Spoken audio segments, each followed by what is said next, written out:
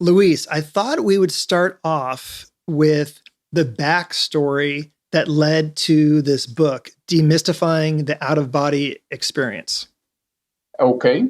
Well, thank you for inviting me. But also, going to your question, I think that what ended up happening is that we had been giving classes, a group of friends and colleagues, we had already been giving classes on out-of-body experiences for a few years. But there wasn't really something that students could refer to, like a book, like the one that I ended up writing. So that was one of the main intentions, for writing the book, having, a little bit more of the information compiled in an easily accessible fashion. And that was one of the big reasons. Another reason was that there were a couple of books that I thought out there, some that were too technical and too difficult for people, and others that were covering certain aspects and maybe not covering others. And then I thought that there was a space there for us to try to contribute with covering the other aspects that were not covered in several other books. And how did you get into out-of-body experiences? If you could tell a little bit about your experience as a child and how that developed. Sure. In my specific case, I started having them spontaneously when I was 12, just about. And at that time, something that I mentioned is that at that time, I didn't know whether there was a name, whether, everybody did it or nobody did it. I think that I must have thought that it was just simply some different type of dream. But it happened one afternoon, and I was very aware, very clear, that I was outside the body. And after that, I kept on having some, not too frequently, maybe more or less once a year or so. And it wasn't until I was 17 or 18 that I read the first book on out-of-body experiences. And then I realized, this is what I'm having. Because I knew it was sort of like a different type of experience during the night, or a different type of dream, I guess I called it back then.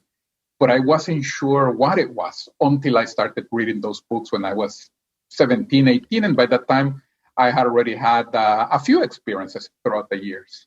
So that really is what, led me to get involved, to look for more information, to try to develop even the skill further. And so let's fast forward then to today. So specifically in your case, do you have out-of-body experiences every day? Do you have them on command? Like what is it like now to be you? What is your skill level at? Yeah, no, I wouldn't say every day. Certainly not. Sometimes, depending on the month and depending on the situation that you're in, because several aspects actually affect it. So I say that it becomes sort of like a sport where, even to put an example, like with professional athletes, even if they train shooting free throws, let's say in basketball, you never really average 100% because it's just impossible, or in baseball, So I have a few months, and sometimes we could say maybe once or two a week. Some of them are much more aware, conscious, and I can do things. And others, I just remember them in the morning that I was doing X, Y, and Z. So the level of awareness can vary. But that obviously is a much greater improvement from having one a year where I didn't even know how to induce it, so to speak. So yeah, and of course, things that affect it is traveling. When you are traveling, I mean, physical travel, when you are traveling and on airports and sleeping on different beds and eating different food, that usually affects quite a bit your ability to leave the body and your routine. It's almost like trying to keep in good shape, and you have your gym that you always go to. And the moment you start traveling all over the world, you do what you can, of course, but it ends up affecting, your routine. So I give that example because I know people can relate to that quite a bit. Right. And so if you're at home and under consistent conditions, that's the best time, most likely time to have out-of-body experiences. Yes, absolutely. Yeah. Okay, so the person out there in podcast land either clicked on this podcast because they are interested in out-of-body experiences, or they're thinking this is total bullshit but they want to, maybe understand it better. So I want to play some devil's advocate with you, and I do this respectfully. Let's try to use our logic here. Sure. So, first question is: Are there studies that prove that this is actually valid or not? And can you talk about any of them? Sure. There have been several studies that have been done in, especially universities here in the U.S. Uh, eh, because you can be outside the body, and then the person who is outside the body, because you are aware, conscious, lucid, you can in essence go and try to see something that the researcher has hidden, and that you cannot see physically, and then they can go and take a look at that, and then they can come back, tell the researcher, what is it that they saw, and then you can go see and verify that. They have done several of those experiments, especially with numbers, where it's either a number that it was written in a hidden place or a random number generator, and then the person has to try to see, whether they can pick out, the actual number. One of the more famous ones, and you might have already heard about it because it was one of the ones that started a lot of this, more scientific track, was in the 60s. And now I'm not going to remember his name, but in any case, he did this experiment in UC Davis. And I have the name in the tip of it. Is it Uri Geller? No, it was around the time of Uri Geller, but it was this researcher. Goodness, I had his name. I was reading about him the other day. But the experiment is famous. The lady that was, the subject of the experiment is called of Miss Z, C as in zebra, because she didn't want to give her name. And in, I think, the third night or the fourth that she was doing the experiment, she was able to, precisely, identify the number. Now, so there have been quite a number of them. Now, of course, speaking scientifically, the fact that somebody is able to pick out a number, first of all, it's extremely improbable for somebody to do it, but it's still within the realm of probability, just like winning the lottery. One in a million is still a probability. So in essence, you could say, that maybe the person got lucky, and you could. It's very hard actually to prove something that is completely from a different reality into this physical reality, or from the non-physical reality in the physical reality. It's certainly difficult, but there are many such experiments like this and many such hits. I was involved in one that was done with a prior institution I used to volunteer, where they would put a computer that would generate random images. And it was a double-blind experiment because the researcher didn't know what the image was, because once you close the door, the computer had like 2 minutes, and then it would produce the image, and the room was completely locked. And this was, with an auditor, a scientist at that time who had the key and who was seated in front of the door, making sure that at least physically nobody would go in. And I remember in that experiment picking out exactly the image, drawing it, and then afterwards when they opened the door, it was exactly, the same image. So you can acquire that information. Now, in this, how could I say, arena also, and I don't know how much the listeners have read, depending on how the experiment is set up, there could be other ways in which the person is getting the information. Still paranormal phenomena, but not necessarily out-of-body experience. For example, it could be clairvoyance in certain instances, or traveling clairvoyance, what in the US people like to call a little more remote viewing. So that could be another way in which somebody could, acquire information.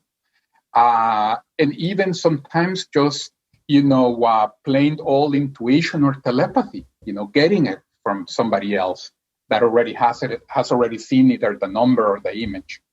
So those also would be possibilities. So I'm reading this book. Actually, I've already read this book here. Have you heard of it? Phenomena?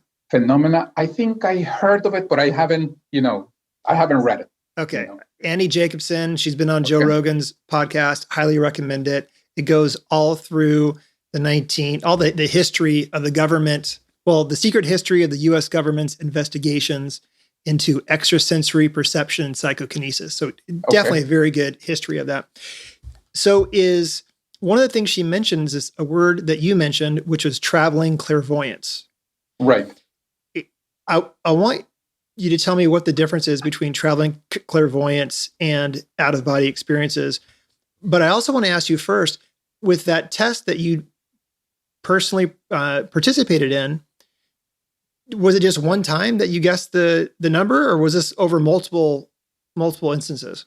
Yeah, in my specific case, I think because I was involved in the organization of the event, they did it several times over a weekend. There were 8 sessions in which this was done, and I got to participate as a subject in 3 of them. And in one of them, I was able to pick out that image. Other people, were able to, how could I say, participate on all 8, and try to see if they were going to pick out, images and things. And another thing that was interesting about that experiment, by the way, or about those different types of experiments, is that when you're outside the body, your vision works differently. So one thing is the physical vision, where you are able to see, I guess our physical vision is made for the physical reality, where we can see contrasting colors, and basically this is the way we see it. We're seeing frequencies or wavelengths of light, while outside the body, the vision is slightly different. So sometimes you, especially trying to see an image on a computer screen, is something very difficult, because you're not necessarily seeing contrasting in colors, but you're more trying to read almost like the energy of the object that is in front of you. So when it's an image in a computer, it can be, for example, the image of a lion, but in essence, there is no lion and its energy and its presence there. It's just simply, the representation of a lion on a computer screen. And outside the body, that becomes a little harder, certainly, to pick out. So in my case, I was, to answer your question, I was there on 3 of those experiments. Now, just before I forget, by the way, just talking to you, I remember the name of the scientist I wanted to tell you before is Charles Tart. Okay. He, in this book that you just showed me, he probably is there as well as a reference at some moment, I'm sure. So it wouldn't surprise me at all. Well, give me just 1 second. Let's see. I bet sure. That is in the index right here. Yep, Charles Tart. Yeah, it wouldn't surprise me, because I'm sure she has done a very good research, and it wouldn't surprise me for him to be there. Yeah. Right. Okay, yeah. So let me ask you this. So in that experiment where there's 8 different sessions and you did 3 of the sessions, you said other subjects were able to do all 8 sessions. Yes. Approximately how many subjects were there, and how many of them were able to get it right 8 times, if any? No, 8 times, none of them. Because it's something that you start to observe is some of them, they get it right once or maybe twice, even though the image is changing every time, first of all. And second, they haven't seen the images beforehand. So it's not like, I don't know, like with cards that that it's only, let's say, numbers, the A, 2 through 10, and the J, Q, and K, right? So you have a limited number of possibilities. But in this case, because you really haven't seen the images before, the possibilities are endless, and it could be something like the image of, I don't know, the Eiffel Tower, or it could be a drawing of the Eiffel Tower, and that's already, just a different image that the computer is displaying.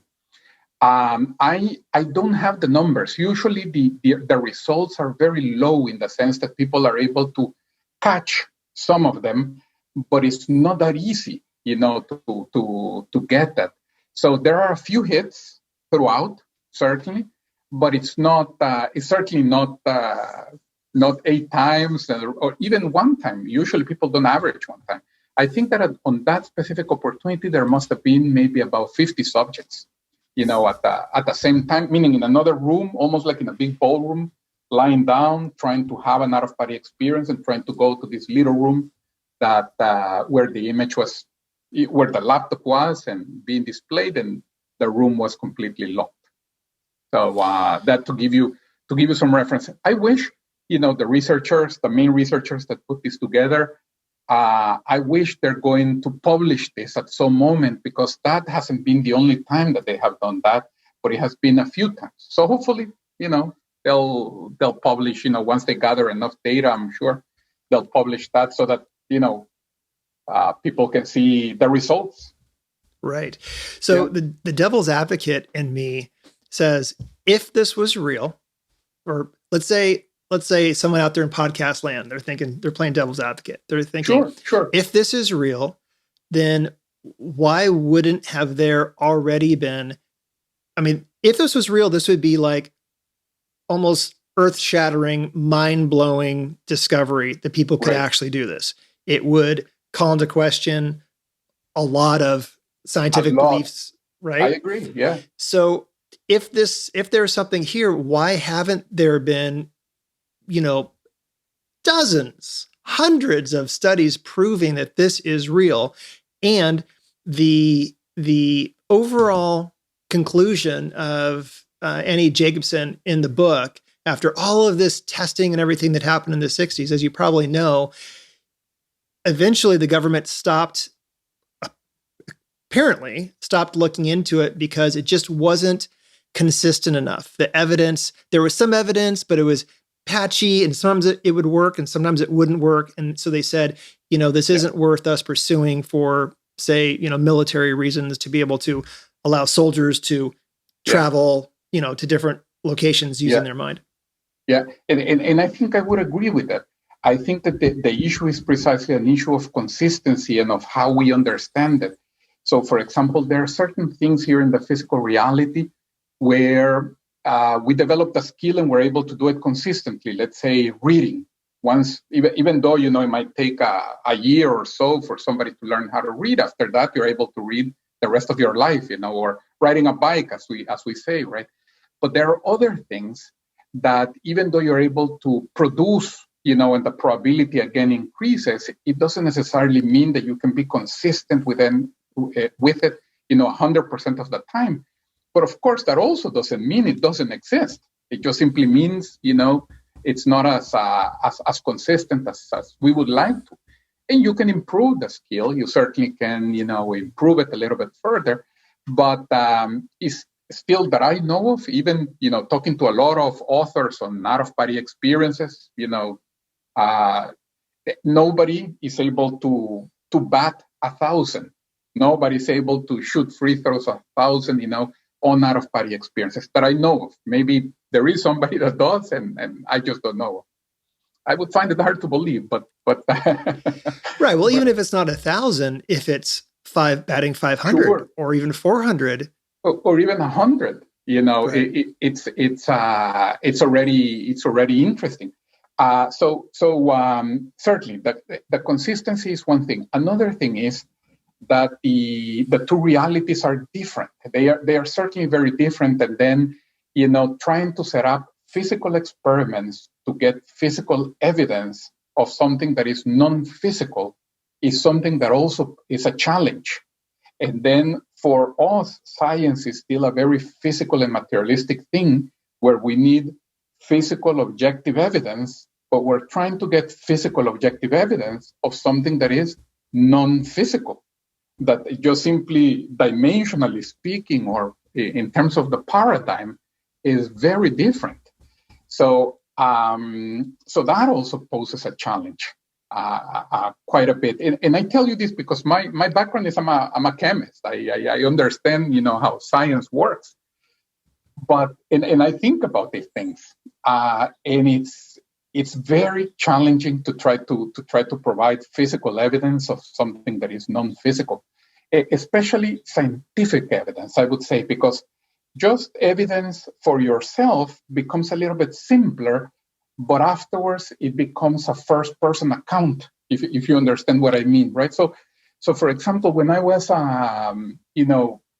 in my 20s or so, and I have mentioned about this on other instances, sometimes I would try to leave my body and to go see, for example, the cars that were parked 2 blocks away at night, and just simply try to see, the combination of colors. For example, first there is a blue car, then there is a white car, then this one's a Mercedes, and blah, blah, blah. And then you had me, walking at 4 a.m. with a flashlight, 2 blocks away to try to see if that's exactly what I had seen, just because I wanted to have, again, physical evidence for myself. And a couple of times I, was able to do it. I didn't try a lot, but I remember a few times I tried it until I got it. And I saw that and I realized, okay, I got that. But now that I have it, me reporting it and me saying it, it's a first-person account. It has a certain level of validity. But, scientifically, it's not an experiment. It's not a lab. It's not something that was completely with all the variables under control, so to speak.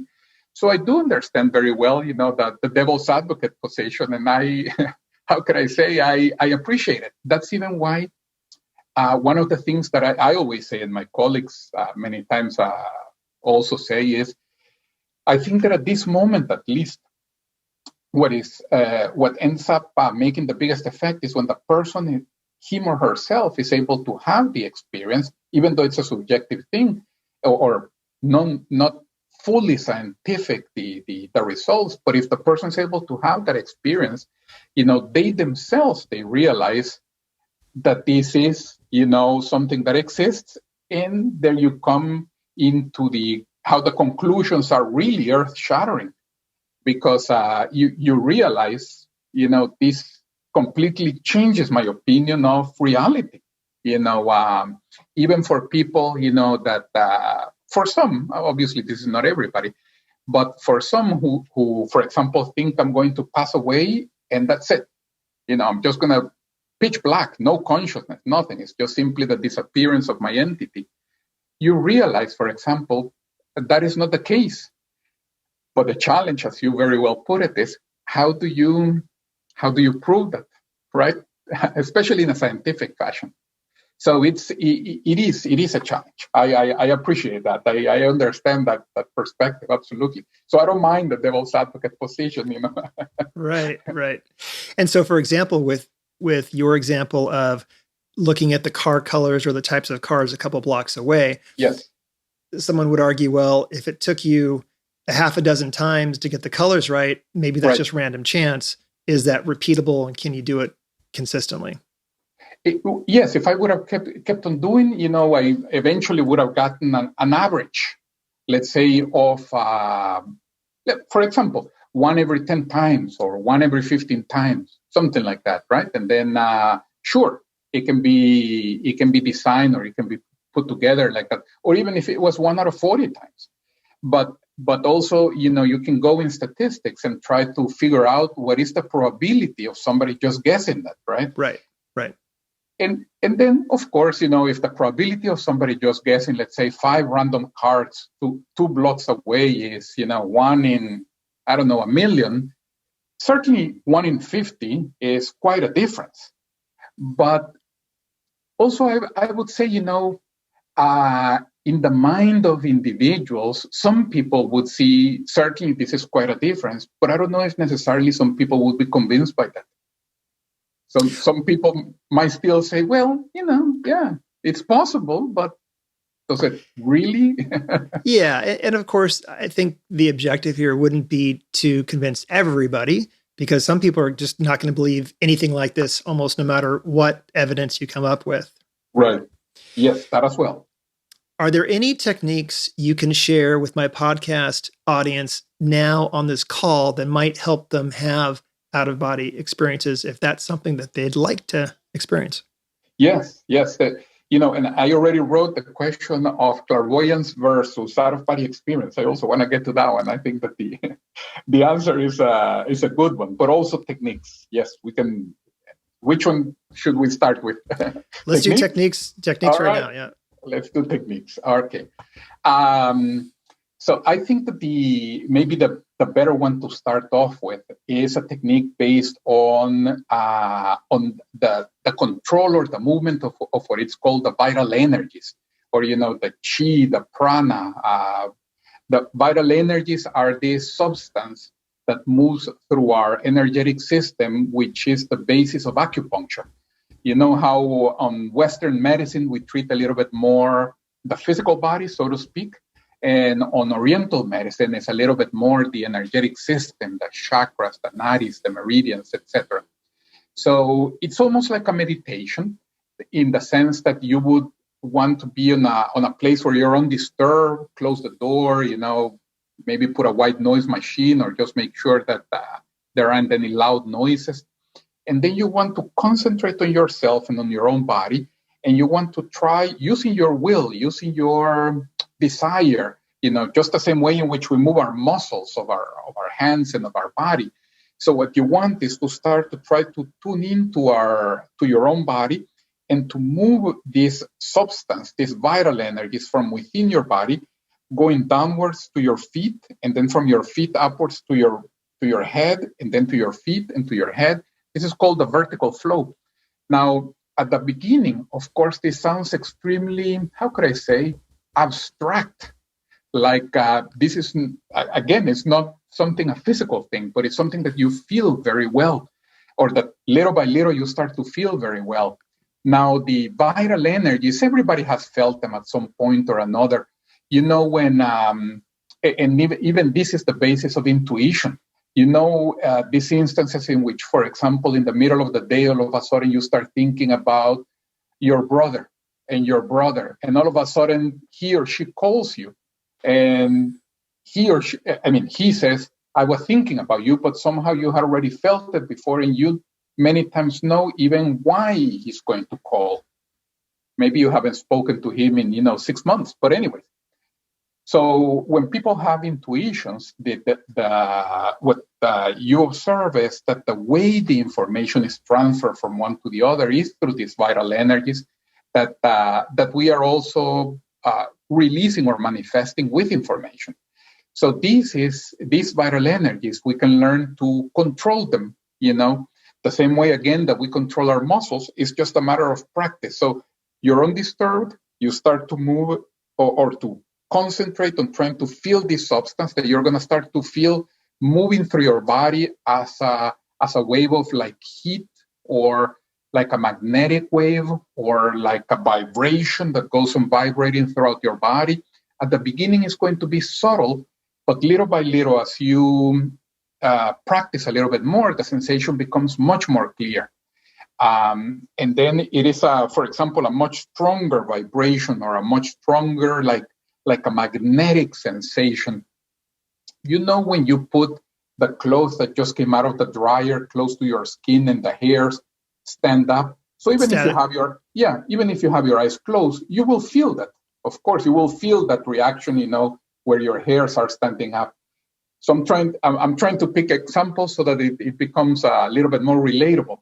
That same sensation is one of the sensations that you might feel as you're starting to move your energies up and down. Your hairs are not standing up, but you are feeling that sensation, and little by little starts to become even more clear, because you're tuning your senses with practice to start to feel these more energetic sensations, as well as your physical sensations that you already know. Of course, it's new. As you start moving these energies with a little bit more proficiency and a little bit more volume and a little bit faster, you're going to see that your entire body starts to vibrate. Your entire energetic body starts to vibrate. Your physical body can be extremely relaxed.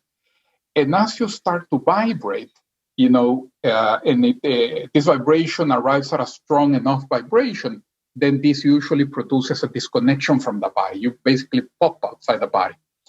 And this is something that might take somebody a few months of, maybe a couple of months. I have seen people who have an out-of-body experience maybe on the second attempt, but I just don't want to give the impression that this is the average. I have seen other people that sometimes it takes them maybe 4 or 6 months to have an out-of-body experience. But I would say maybe the average, if the person is trying, let's say every night before they go to bed, maybe about 2 or 3 months, maybe 2, 3, 4 months until they become good enough, until they develop that well enough to have an OBE. And do you recommend doing this practice before bed or at a different time during the day? Before bed is good. Yeah.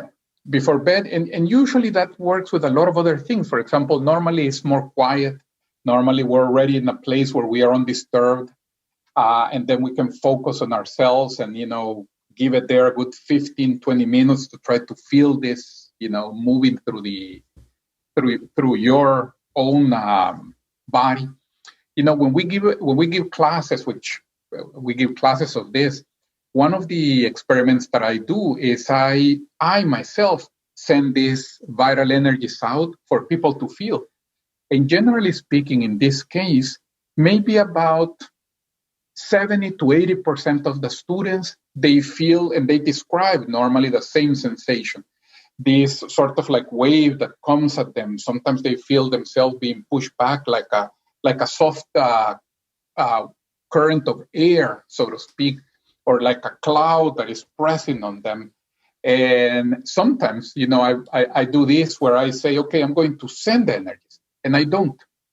And then afterwards, of course, again, playing the devil's advocate, because what I'm trying to do as an exercise is to try to help them to hone in their sensations, to tune in their perceptions. And then normally they don't.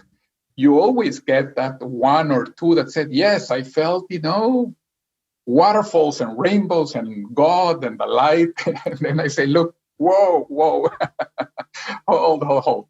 If you felt it, it wasn't because of me, because I purposely didn't do anything. I just wanted for you guys to be able to discern the difference, of course, So, yeah. That's very good that you did that, because that's good. That's scientific method. You're testing to make sure that people aren't bullshitting you when they're saying that they're feeling something. Exactly. And the idea is not to try to, how could I say, is to try so that people believe because they should believe. No, it's not, I always say, it's not even an issue of belief at all.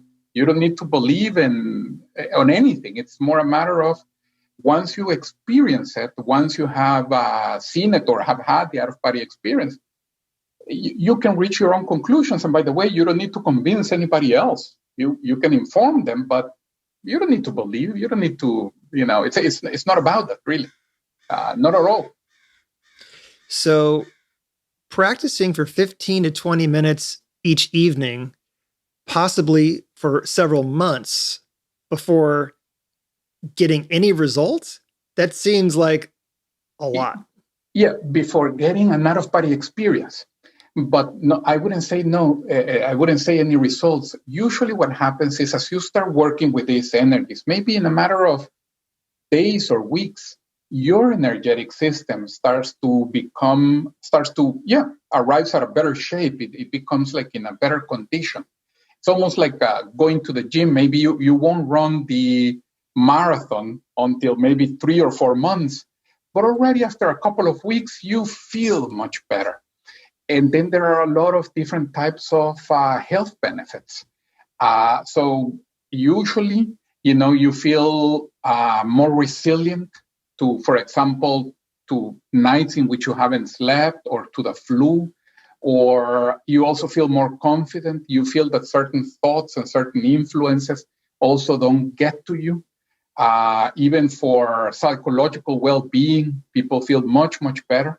I did, a very big survey a few years ago about how people felt, just with the works of energy. And for the most part, I'm not going to be able to remember the numbers, but for the most part, people describe how they felt a lot more healthy, a lot more confident, a lot more effective in their life. And this is a little bit like the effects that you feel when you do yoga or when you do meditation. So this is not a hard physical difference of you are healthy or you are sick, but it's more an issue of well-being, of outlook on life, so to speak. So these are meaningful benefits, but they are more soft benefits, if I can describe them in that fashion. Yeah. And are those benefits from people doing this practice 15 to 20 minutes a day of trying to move their energy from their head down to their toes and back up to their head? Yes, yes. After after a couple of weeks, you will normally notice that. Not only that, something else. This exercise really has a lot of effects, but one of them also is that your awareness during the night is going to start to increase. So you might not have an out-of-body experience, again on the second night, but little by little, your dreams are going to start to become more clear, more vivid, more lucid. You remember them more during the morning. So it's almost as if the average of your awareness goes on increasing slightly until you eventually have a night or an experience. Shouldn't say a night, an experience where you are much more clear, much more aware. Which, by the way, I should also mention this. When you have a classical, typical out-of-body experience, you are with all of your mental faculties outside the body, exactly like you and I are right now. I can remember what I had for lunch. I can remember my Facebook password. I can remember my phone number, which normally, these are typical things that we don't remember when we're dreaming. I don't know how many people usually remember their phone number or their address when they're dreaming. But you are you with all of, I many times joke and I say, I am there with all of my bad jokes and my good jokes. And I can remember them all the moment that I am outside my body. And I have in my mind, the memory of everything that I have done, or as well as I remember it right now, right? If you ask me what I had for breakfast last Monday, I don't know. But, we are with all of our mental faculties there. So it sounds like you're addressing the debunking claim that these so-called out-of-body experiences are just some sort of vivid dream that people are having. Yes, absolutely. I would say that not only that, even going a little bit further, and again, this is why it's important to have, the scientific validation, if I can put it that way. I just don't know if science will need to adapt a little bit more to be able to incorporate also other paradigms, which is also the idea that awareness and consciousness do not come from the physical brain at all, actually. And in an out-of-body experience, you realize, because you can see your physical body lying in bed, and my brain is there, sleeping, going through its REM cycles or whatever. And here I am, being able to observe and see things and learn things that my brain doesn't know. And it'll only know when I come back to the body, if and when I decide to transfer the memory of that experience to the brain, which sometimes doesn't happen, by the way. There are sometimes experiences that for some reason don't arrive at my brain. I don't remember them, but maybe let's say 2 weeks later or 2 years later, I have another out-of-body experience. And now that I am again outside my body, I remember that experience from 2 years ago and I realized, look, while I was in my physical body, I was not able to remember that. But now I remember it. And now I have the opportunity to come back with the recollection of both experiences. So what this shows to a certain extent is that the repository of memories, I'm not going to say it's not in the brain, certainly it is, but we certainly have another repository of memories that seems to be more complete in another aspect of ourselves that goes beyond the physical brain. So what would you say to the person, because this idea, there's this hard problem of consciousness. Right. So yes. we don't know how the hell consciousness happens. We know absolutely. things that can affect it, but we really don't know how it happens.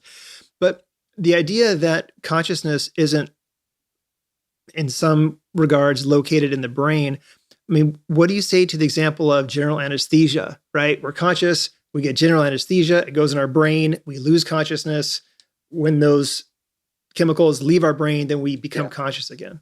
Yes, absolutely. And by the way, there are several things to say, but one of them is some people, when they go into general anesthesia, they afterwards describe an out-of-body experience. Just like sometimes some people, when they have a near-death experience, right, the brain also shuts down. Yet they described that they could see the hospital ward, they could read the nameplate of the nurse that just came in while they were supposedly dead, and then they left. So you see those individuals, how for some individuals, they are able to regain or to retain, I should say, some level of awareness, but certainly for others don't. What I would say that what I have seen, and many people also describe it in this fashion, is that at the moment that we are still connected with the physical body for sure makes a huge effect on our consciousness, on our level of awareness, on how we feel. But it's not the only aspect. So just like this other aspect of ourselves makes an effect on us here, our physical body also makes an effect on our general, consciousness or awareness. And I would also say that part of developing the out-of-body experience is not just leaving the body, but it's also learning to retain the awareness while you are outside the body. Because sometimes at the beginning, people disconnect from the body, have a moment of awareness, like, a 10, 20, 30 seconds of awareness, and then they lose it and they're not able to keep it. So it looks a little bit like when we were learning to ride the bicycle and our father would release us and we were in equilibrium. But since we didn't know equilibrium yet, after, 10 yards, plop, the kid falls. So we have to spend some time in the bike, so to speak, so as to be able to learn to retain the awareness outside of the brain. And that is a learning. That is certainly a process that needs to be learned. And also I say that because I have seen some individuals whose technique for leaving the body are based on something physical. For example, drugs or sounds, certain types of sounds. Sometimes they can put a person into an altered state of consciousness that, takes them outside the body. But the biggest problem with that sometimes is that the person disconnects from the body, but if they haven't learned awareness and how to keep it yet, usually they come back very quickly. And many people sometimes have this experience also when they're having lucid dreams, right? When you have a lucid dream, you realize that you're aware, that you're dreaming. But if you don't know how to keep that, sometimes in 5 seconds, the level of awareness drops down and now we're back into a normal dream. So that is a big part of it, learning to maintain the awareness. Yeah. I was going to say it sounds similar to lucid dreaming, where it's one thing to become lucid in a dream, but it's another thing to maintain that lucidity. Before we forget, let's get back to traveling clairvoyance. So traveling clairvoyance versus out-of-body experiences. Yes. So the difference is that the traveling in the traveling clairvoyance normally is more a displacement of your vision, of your sight. But it seems that your consciousness or the seat of your consciousness stays inside the body. So even though you are looking at a distance at something that is happening far away, you feel yourself still inside your body. And it's mainly, not always, but mainly your sight, where you are seeing something and you can guide it also with your will. In the case of an out-of-body experience, when you go out, you yourself, you feel that you are separated from the body. You can see your body, lying in bed. And even when you go very far away from your body, sometimes you have this sensation that this other aspect of yourself, in this case, your physical body, is lying in bed, many miles away. And you also, when you look at yourself, you're using most of the times you're using this other vehicle that looks exactly like your physical body. That in the common literature, sometimes people refer to it as astral body. So it looks exactly like yourself. It's just a little bit more transparent. But, even that little scar that you have from when you broke your arm, when you were playing football, when you were 11, that little scar that you have in your physical body, your astral body also has it. So it looks exactly like you, exactly. Even I have seen sometimes when, this area that I do shave of myself, when I have been a caveman for a week and then I leave the body, I have, also in my astral body, the caveman look, outside the body. So it's just an exact replica of our physical body. Okay, so here's a question. So then when you're having an out of body experience, are you naked or are you wearing the pajamas you're wearing, when you're having this Yes. experience? Yes, you're clothed. You're clothed. And the reason why you're clothed is simply conditioning. It's just simply, how could I say, we, when we are outside, or even outside of our bedroom, we don't feel comfortable being naked. And then the presentation of ourselves is with clothes. And normally people are wearing their pajamas, meaning whatever clothing they use, when they are sleeping. But by the way, this astral body, and in books and everything, this is explained, and because this is the way it seems it works. This astral body looks exactly like us because we think we look that way, meaning everything is self-conditioning. I think I look this way. I think, for example, I think my visual appearance is with glasses because I have been wearing them since I was a teenager. And every time I see myself in the mirror, I am wearing glasses. So when I leave the body, talking about the nitty gritty, the visual that I put out is with glasses. Not because outside the body, I need a lens to help me correct the light, because this is not even how the way in which vision works outside the body.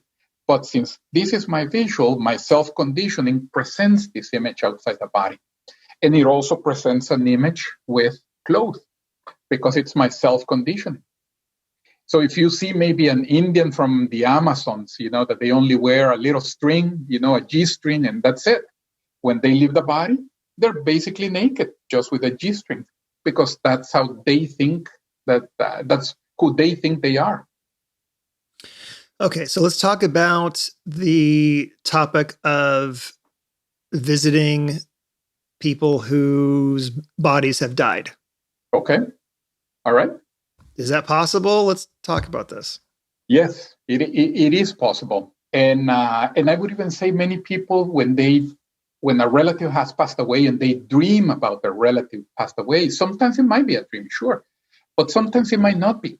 It might be that the relative is actually still close, and maybe they have on that specific night a little bit of a higher level of awareness, and they're perceiving part of a reality, an actual experience there. So that certainly happens in many instances. But outside the body, well, we can tackle it through many areas. But first of all, let's go with the OBE. Yes, when you are outside the body, you can see a relative of yours that has already passed away, or anybody else that has passed away, and you can interact with them. You can talk to them, certainly, or communicate with them, I should say. Sometimes it's not necessarily the mechanism of talking and moving our mouth. But have you visited people from your family or that you've known that have passed? Yes, that I have known, and people that I haven't known. Of course, you see many individuals that obviously they already passed away and they are, in this other reality, so to speak. Which again, going back to what you were mentioning at the beginning, this leads to conclusions that are completely different from the physical perspective, right? What this starts to lead you to believe is this idea, of course, that, we don't die with the physical death, but we continue existing. And people find themselves in different degrees of awareness once they pass away. But I have seen people who are extremely aware of not just their life that just passed away, but also of what's coming up next. Like, for example, okay, at this moment I am studying and preparing my next life.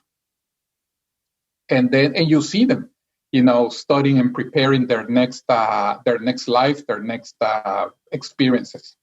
So yeah, you can certainly see this outside the body. You mentioned sounds that can sometimes help induce these sorts of experiences. Are you referring to binaural beats or other things? That is one of them, yes. You probably have heard, and if not, it's something interesting to Google and to look into, especially within the field of out-of-body experiences, the Monroe Institute, which is of course, in Virginia, And they have developed this technology that helps certain people to have out-of-body experiences. I should say certain people because there are several techniques for leaving the body. Some of them are based on external influences like sounds and chemicals, etc. And others are based more on internal attributes. Like, for example, some of them are based on certain breathing techniques or certain concentration techniques, or the technique that I was mentioning before, a technique more based on vital energies, on the control over your vital energy. So there are many categories of techniques. So they're hemisync, whatchamacallit, their entire hemisync sounds, they many times help people to have out-of-body experiences. Yeah. That's funny. I was just reading about Monroe in Annie Jacobson's book, and she was talking about hemisync. When you talk about breathing that might induce these states, are you referring to holotropic breathing or something else? Something else. Yeah, something else. Different types of techniques, especially breathing in certain ways, in which what it does is that it shuts the body down, or it puts you to sleep faster, and hopefully puts you to sleep faster than your consciousness, and then you're able to have an aware out-of-body experience, and the physical body just simply falls asleep. So those are other types of techniques as well. Is there someone who's alive now who is regarded as the person most skilled at inducing out-of-body experiences? I know a few people that are there that they would be, in the top 10 ranking, if I can put it like this. But I wouldn't know who is number one. I guess that the like the tennis ranking, I guess there isn't really like an OBE ranking. And what are a couple of those top 10 people? I mean, and have they written books? Yes. So, and those would be the individuals that would come to mind. People maybe like William Bullman, maybe, what's the name of this other author from England? Oh my goodness. Well, William Bullman, maybe Robert Bruce, Bruce Peterson. I think he's in Minneapolis, I believe.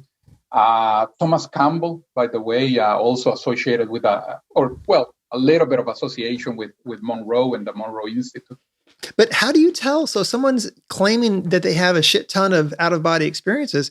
How do you know that they're just not full of shit? They might be, but usually in my case, when I talk to some of them and we start talking about details, for example, of perceptions or of the challenges that you had, with changing, for example, realities or non-physical dimensions from one physical dimension to the other, in their descriptions and the way they describe certain things, you realize that's what I have experienced. So this guy has been there. This is not a detail that is, it's not a physical detail that you just simply would come up with, but it's something that they have experienced. So, yeah. That would make sense. So if you're coming from a place where you personally had these experiences, and then you're speaking with someone who's describing their experience so specifically that that you recognize a commonality between your experience and their experience, and that would lend itself to believing that they're credible. Yeah. Even because normally when the times that I have spoken with some of them, you don't talk anymore, for example, about the more common or general sensations of leaving the body that I know many people sometimes they have perceived them, and things like, the sleep paralysis that many people sometimes feel that can be a precursor to an out-of-body experience, or certain of those types of sensations. So you usually are not talking about that, but usually we're talking about other things more related to we were changing this dimension, or we were seeing this aspect of the non-physical reality, and then the level of details, tells me, this person has been there. Yeah. So why not do a test? We talked about statistics before. Why not, and maybe this has already been done, but get a deck of cards, 52 cards, put them all on a table face down, pick one randomly, put it, somewhere so you cannot consciously see it. Right. I don't know, have someone else flip it over or whatever, Right. spend the night or whatever. And then over time, collect enough data to figure out whether or not what you're doing consistently is way beyond what you would expect by chance. Yeah. Yeah. No, this has been done. Yeah, these types of things have been done. Maybe one of the person that has done these types of experiments the most is he's in Northern California now. Also, I'm gonna forget his name. He's part of the IONS group. How do you spell that? IONS. It's Institute. Goodness, International Organization of Noetic Sciences. That's what it is. He has written several books about, and he does a lot of those types of experiments. I was with him maybe about 8 years ago doing precisely one of them. He had developed this, very sensitive machine that would send a beam of light, electron by electron, sort of like related to the double slit experiment of quantum physics. So, and what you were trying to do was with vital energies, try to detour the electrons so that they wouldn't reach the wall, because he had a sensor on the other wall and he knew, the amount of electrons that were arriving, let's say per second or per minute. So with vital energies, you were trying to detour the electrons so that less electrons would arrive at the wall. And then he had several people, try it out, people that claim, that they can work with energies, right? And then he usually publishes these experiments. My goodness, I'm not going to remember his name now. And that actually would be, I must have his book somewhere close. Yeah, if someone's interested, they can just look up the Institute of Noetic Sciences. It's actually in the index of Andy Jacobson's book as well.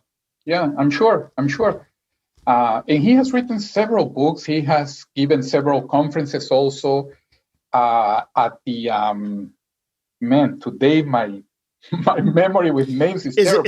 Is it Edgar Mitchell? No, it's not. It's not Edgar Mitchell. The conference that they have in Arizona, Hammeroff does in Arizona, towards a science of consciousness, I think it is. Hammeroff from the University of, I think it's in Tucson, I believe. So he is a regular there giving speeches and, talking about the different types of experiments. And he's interesting, especially for people who are interested in this, statistical analysis and these, experiments that are put together more for providing, physical evidence. Excellent. Maybe I'll have to have him on the show. Absolutely. I absolutely tell them I say hi. And by the way, maybe by the end of the interview, I'll remember his name as well. I'll give it to you. So if someone's looking, thank you for talking to me today, for sure. This has been eye-opening, and I appreciate you being patient with me and answering all my devil's advocate type questions. No, not at all. Not at all. If someone's interested in learning more about this or learning more about your book or your programs, talk about that and where would they go? Yeah, I give classes through an institution that is called Mosaic Wellness and Health. And I think that the website is mosaicwe.com. So just like it sounds, mosaicwe.com. And obviously that would be the best way to get either in touch with me or to take a class if the person wants to, develop their own skills. And also there they would find all the links, phone number, Facebook page, et cetera, et cetera, et cetera. That would be the best place in essence. Yeah. How often do these classes take place? We give them more or less maybe once every 2 or 3 months. Mm-hmm. We put together, and especially now during these unusual times, physically unusual times, I should say, they mainly happen online. So people from all over the world can participate and can take them. And besides the theoretical explanation of how you do it and how it goes about, we actually do exercises with them, not only guiding them through energetic exercises like the one I explained, but also we have this moment in which we do like a guided meditation, for lack of a better word, in which the person lies down in its bed. Through the computer, we're guiding them to start to perceive, the disconnection from the body, so that they can at least experience, get a handle over how this happens, and then they can hopefully continuing the practice on their own. In essence, really, the key to all of this is practice, is repetition. This might sound very mundane, but it's almost like going to the gym. You just have to keep on going, and then you'll see the results. And when someone's practicing at night for these 15 or 20 minutes, do you recommend that they're sitting up, like in a meditative posture, or are they lying on their bed? Usually, lying on the bed works better. Mm-hmm. Yeah, it's just easier to relax, and even once you leave the body, what happens is that for an external observer, when you are outside the body, they're going to say you're sleeping. I actually have been outside my body, and I have heard myself snoring. So I know my physical body just simply fell asleep. I try to deny it, but even I have already heard myself snoring. But so the best is really to already be to leave the body in a position in which it's well supported. Otherwise, the moment that you disconnect, if you're sitting up, you might even tilt in a certain direction. So the best is really to be lying down. Makes sense. Well, Luis, thanks again so much for your time. Sure, my pleasure. And I'll send you an email with a name. I cannot believe I forgot his name. He's going to be upset. All right. Take care. All right. Bye-bye.